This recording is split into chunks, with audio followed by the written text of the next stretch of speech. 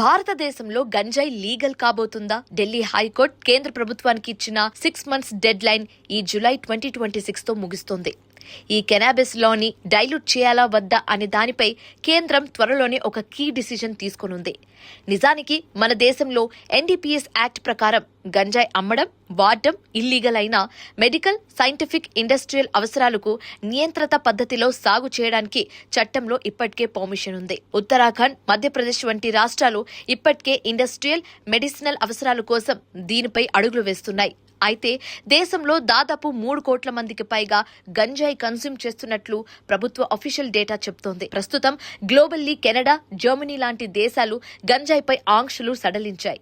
ఈ నేపథ్యంలో అడిక్షన్ లాంటి రిస్క్ రాకుండా మెడికల్ సెక్టర్ కి మేలు జరిగేలా భారత్ ఎలాంటి పాలసీ డిసిజన్ తీసుకోబోతుందనేది ఇప్పుడు చాలా ఇంట్రెస్టింగ్ గా మారింది.